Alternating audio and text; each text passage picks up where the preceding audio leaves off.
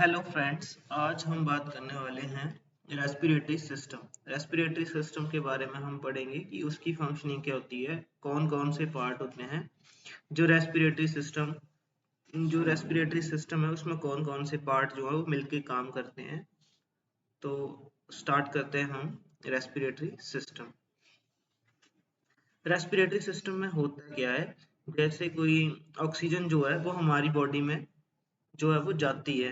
जैसे कोई हम इनहेल करते हैं ऑक्सीजन को और एक्सहेल करते हैं कार्बन डाइऑक्साइड को।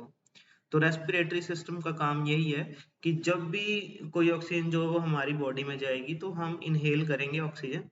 तो जो जैसे हमारे डिफरेंट डिफरेंट पार्ट्स हैं रेस्पिरेटरी सिस्टम में, लंग्स हो गए, नोज हो गया, सारे जितने पार्ट्स ये जो है, नोज हो गया, माउथ हो गया, trachea, diaphragm, lung, bronchial tubes, ये सारे जितने भी पार्ट हैं वो सारे कंबाइन करके जो है ऑक्सीजन को हमारी बॉडी में लेके जाते हैं। और जो हमारे बॉडी की कार्बन डाइऑक्साइड है उसको एक्सहेल करते हैं बॉडी के बाहर।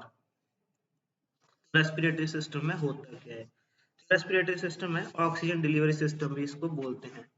The respiratory system is the set of organs that allow a person to breathe and exchange oxygen and carbon dioxide throughout the body. The integrated system of organs involved in the intake and exchange of oxygen and carbon dioxide between the body and the environment, and including the nasal passages, larynx, trachea, bronchial tubes, and lungs. The respiratory system performs two major tasks. First है exchanging air between the body and the outside environment, known as external respiration. Next है bringing oxygen to the cell and removing carbon dioxide from them, referred to as internal respiration. अब जो internal respiration है उसमें होता है कि जो भी हमारी बॉडी के अंदर जो है वो कार्बन डाइऑक्साइड होगी उसको जो है वो सेल से बाहर लेके जाएगी, उसको हम बोलते हैं इंटरनल रेस्पिरेशन। जब भी हम ऑक्सीजन जो है वो लेते हैं और वो हमारी बॉडी के अंदर जाती है तो उसको हम बोलते हैं एक्सटर्नल रेस्पिरेशन। तो ये हमारे रेस्पिरेटरी सिस्टम के पार्ट हैं। नोज हो गया, माउथ हो गया, ट्रैकिया हो गया, ब्रोंकियल ट्यूब्स होगी, लंग्स हो गए, और डायफ्राम। जो ब्रोंकियल ट्यूब्स होती हैं उनके जो ब्रोंकियल ट्यूब्स होती हैं आगे जाके फर्दर डिवाइड होती हैं, जो आगे जाके ब्रोंकाइज होती हैं, छोटी छोटी एल्ब्यूलाइज होती हैं, वो जो है वो जो ऑक्सीजन है उसको अंदर लेके जाती हैं बॉडी के। जो लंग्स होते हैं उनमें ऑक्सीजन जो है वो ऑक्सीनेटेड, जो ऑक्सीजन होगी वहां जाएगी और जो कार्बन डाइऑक्साइड है उसको जो है वो एक्सहेल करेगी हमारी बॉडी से बाहर। ये जो है वो रेस्पिरेटरी सिस्टम का काम होता है। अब है नेक्स्ट है फंक्शंस ऑफ रेस्पिरेटरी सिस्टम।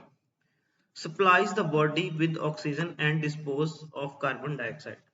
तो ऑक्सीजन जो है वो इनहेल करेंगे और जो कार्बन डाइऑक्साइड है उसको वो एक्सहेल मतलब बॉडी से बाहर भेज देगा। नेक्स्ट है फिल्टर इंस्पायर्ड एयर।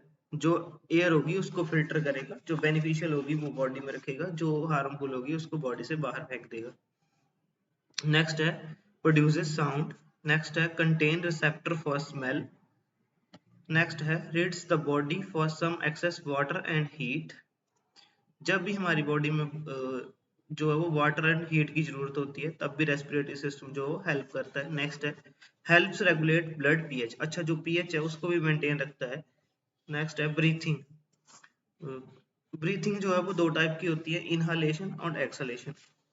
एक्सहालेशन, जो इनहालेशन होगी इसमें जो है वो जब हम ऑक्सीजन को लेंगे तो वो हमारी बॉडी के अंदर जाएगी, उसको बोलेंगे इनहालेशन।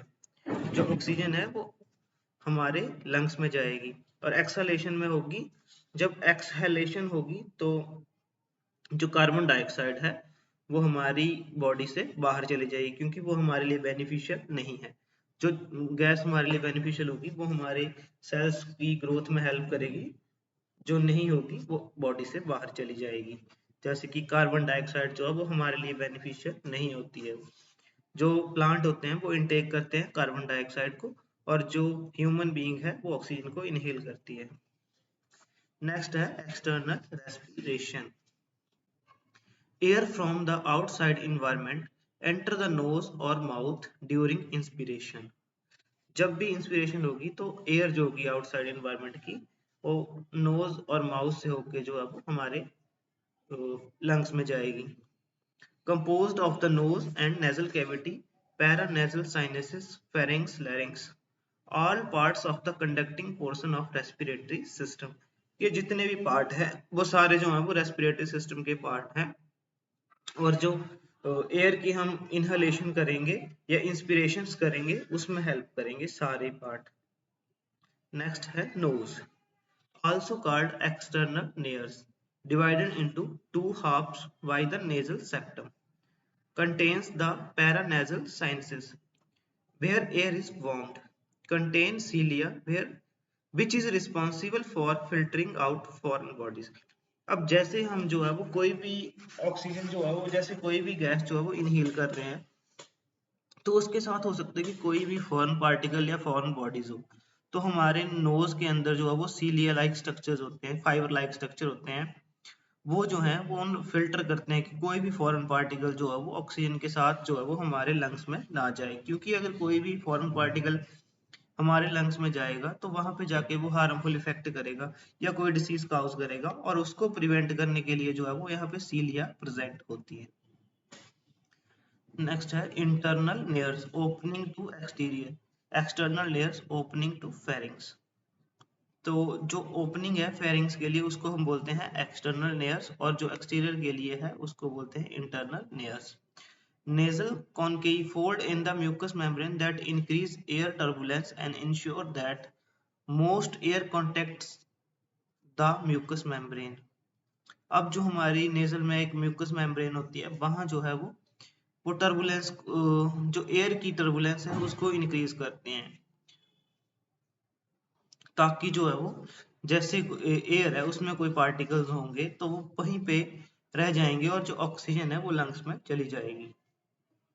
Provides an airway for respiration, moisture and warm entering air, filter and clean inspired air, resonating chamber for speech, detect odor in the air stream।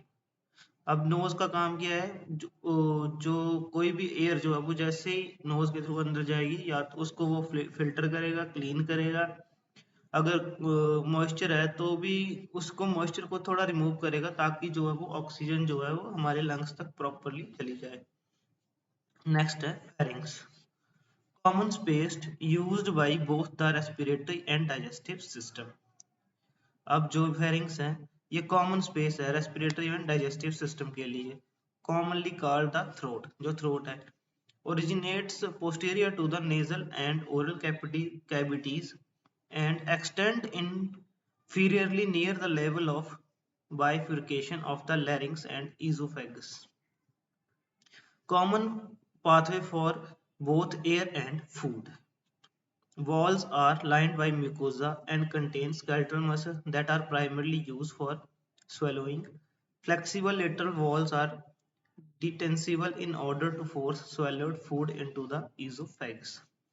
अब जो हमारा फेरिंग्स है वो कॉमन रूट है एयर और फूड के लिए, पर जब हम फूड इनटेक करते हैं ना उस टाइम जो है वो हमारे फेरिंग्स जो होते हैं उनके जो हमारी विंड पाइप होती है उसके ऊपर एक छोटा सा वॉल्व लगा होता है, लीफ लाइक स्ट्रक्चर होता है, उसको हम बोलते हैं एपिग्लोटिस वॉल्व। तो जो वॉल्व होता है वो उसको बंद कर देता है ताकि जो फूड है वो उस पाइप में ना जाए।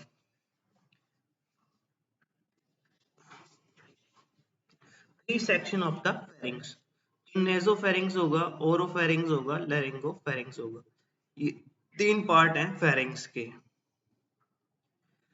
अब जो नेसोफेरिंग्स है इसमें होते हैं फेरिंजियल टॉन्सिल्स होते हैं which aid in the body immune defence. इसमें जो इसका काम जो है वो ये है कि जो बॉडी का इम्यून सिस्टम है जस्ट लाइक ये फंक्शन करेगा कि जैसे कोई फॉरेन बैक्टीरिया या कोई फॉरेन पार्टिकल जो है वो वहां पे आता है तो वो उसको किल कर देगा।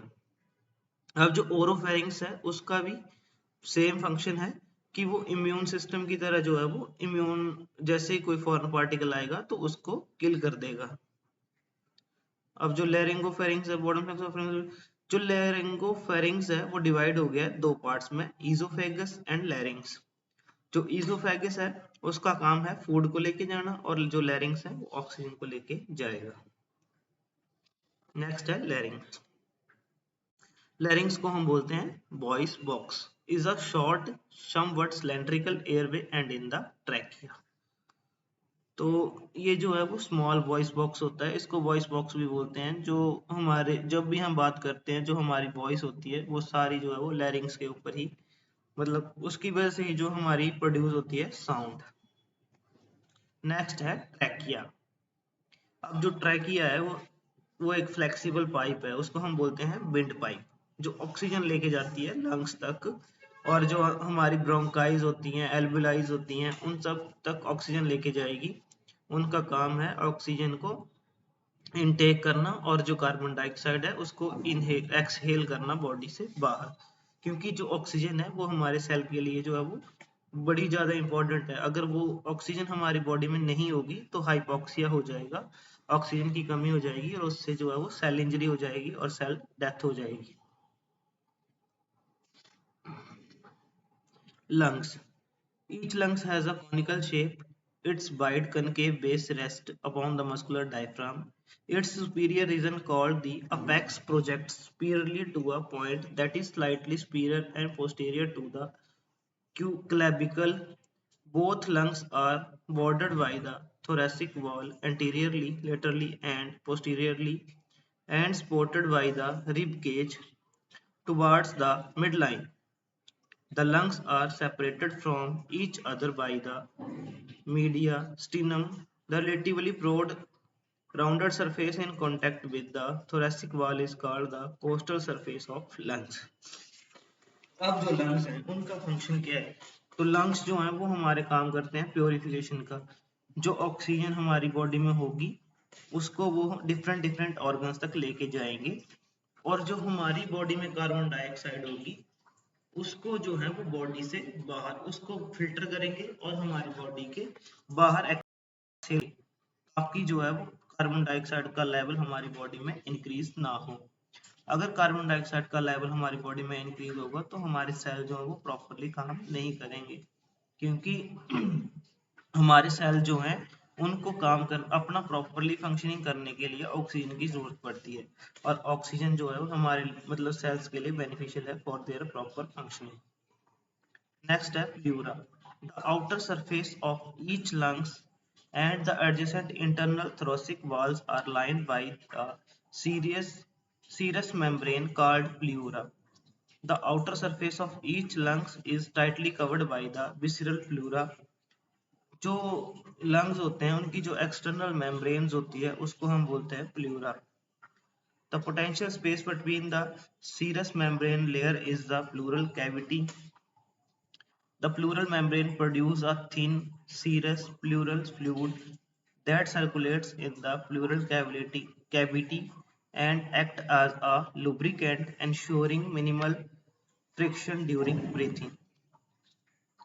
तो ये है लंग्स की डायग्राम्स है। इसमें कौन कौन से पार्ट्स होते हैं, जैसे कि ट्रैकिया है, विंड पाइप है, ट्रैकिया को हम विंड पाइप बोलते हैं।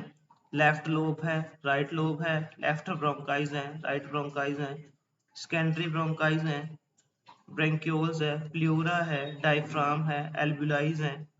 जो एल्बुलाइज है इनका काम ये मतलब जस्ट लाइक स्ट्रक्चर होते हैं, जस्ट ब्रांचेस लाइक स्ट्रक्चर्स होते हैं जो हमारी एल्बुलाइज होती हैं, और इनका काम यही है जो ऑक्सीजन और जो कार्बन डाइऑक्साइड है उसको मतलब ऑक्सीजन को इनहेल करेंगे और फिल्ट्रेशन करेंगे ऑक्सीजन और कार्बन डाइऑक्साइड की। अब जो हमारे लंग्स हैं वो काम कैसे करते हैं? Enter air into your lungs through a system of pipes called the bronchi. The alveoli are where the important work of gas exchange take place between the air and your blood. Covering each alveoli is a whole network of little blood vessels called capillaries. जो capillaries होती हैं वो हमारे different different organs तक फैली होती हैं, और वो सारी जो है वो लंग्स के साथ कनेक्ट होती हैं। उनका काम यही है जो हमारे सेल्स के अंदर कार्बन डाइऑक्साइड है उसको लंग्स में लेके जाना, और जो ऑक्सीजन लंग्स में है उसको डिफरेंट डिफरेंट ऑर्गन्स तक लेके जाना। अब जैसे ही ऑक्सीजन जो है वो हमारे सेल्स के अंदर जाएगी तो सेल प्रॉपर्ली काम करेंगे, और जो कार्बन डाइऑक्साइड है वो हमारे लंग्स में जाएगी और वहां से जो है वो एक्सहेल आउट हो जाएगी बॉडी के बाहर। तो ये सारा काम जो है वो हमारी कैपिलरीज का है। कैपिलरीज के थ्रू जो है वो ब्लड जो है वो उसमें लंग्स में आएगा, और वहां पे जाके ऑक्सीजनेशन जो कार्बन डाइऑक्साइड ब्लड में होगी उसको हम एक्सहेल कर देंगे बॉडी से बाहर, और बाहर से जो ऑक्सीजन आएगी उसको इनहेल कर लेंगे। नेक्स्ट है breathing. lungs are sealed in pleural membrane inside the chest cavity. At the bottom of cavity is a large flat muscle known as diaphragm. जो lungs होते हैं उसके नीचे होती है diaphragm. During inhalation, the diaphragm contract and the rib cage rises up. This expands the volume of chest cavity. The chest cavity is sealed, so this creates a partial vacuum inside the cavity. Atmospheric pressure fills the lungs as air rushes into the breathing passage. जब भी हम inhale करते हैं ना oxygen को, तो जो हमारी डायफ्राम्स होती है वो कॉन्ट्रैक्ट हो जाती है। जब हम एक्सहेल करते हैं ना तो वो डायलेट हो जाती है, क्योंकि जब हम ऑक्सीजन को लेंगे तो वो मतलब कॉन्ट्रैक्ट हो जाएगी, ताकि जो है वो ऑक्सीजन हमारी बॉडी के अंदर चले जाए। जब हम एक्सहेल करेंगे तो वो एकदम से हमारे जो अंदर कार्बन डाइऑक्साइड होगी उसको जो है बाहर की तरफ जो है वो एक्सहेल कर देगी, तो वो डायफ्राम उसमें हेल्प करती है। Often exhaling is a passive event. When the rib cage lowers and the diaphragm relaxes, pressure in the chest cavity is greater than atmospheric pressure. Air is pushed out of the lungs. ये मैंने आपको पहले बता दिया कि जो oxygen carbon dioxide है वो हमारी बॉडी से बाहर चली जाती है जब ये जो है वो मतलब प्रेशर रिलीज करेगी और एक्सहेल हो जाएगी हमारी बॉडी से कार्बन डाइऑक्साइड। अब जो है वो नेक्स्ट है इंपॉर्टेंट क्वेश्चन कौन कौन से हैं। What is external respiration. अब मैंने आपको बता दिया एक्सटर्नल रेस्पिरेशन होती क्या है। जो हम ऑक्सीजन बाहर से लेते हैं उसको बोलते हैं एक्सटर्नल रेस्पिरेशन। अब ये है gross anatomy of respiratory system with the suitable diagram. Next है give an account of transport of oxygen and carbon dioxide in the blood. ये तो मैंने आपको बता दिया कि जो कैपिलरीज होती हैं वो लंग्स में जो है वो कनेक्ट होती हैं डिफरेंट डिफरेंट टिश्यू के साथ, और जो है वो वहां से जो कार्बन डाइऑक्साइड है उसको ले लेती है और लंग्स में आ जाती है, और लंग्स से ऑक्सीजन होती है वो डिफरेंट डिफरेंट टिश्यू में चली जाती है। Explain the mechanism of respiration, ये मैंने आपको बता दिया। नेक्स्ट है डिफाइन वाइटल कैपेसिटी।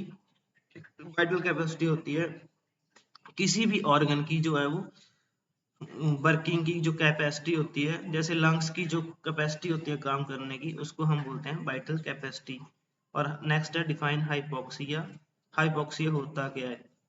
जब भी हमारी बॉडी में जो है वो ऑक्सीजन की कमी हो जाती है उसको बोलते हैं हाइपोक्सिया। नेक्स्ट है define oxygen therapy and risk. Define dysbarism and tidal volume. Name the muscles of respiratory system. Write the role of chemoreceptor in the respiration. ये सारे क्वेश्चन जो है वो इम्पोर्टेंट क्वेश्चन है, ये भी आप देख लेना, एक बार चेक कर लेना। अगर इन क्वेश्चनों में से कोई आपको ऐसा क्वेश्चन लगता है जो हमारा मतलब इसमें नहीं हुआ है कंप्लीट, तो आप मेरे को कमेंट करके बता सकते हैं, मैं उसके ऊपर से अलग से वीडियो बना दूंगा आपके लिए। Thank you.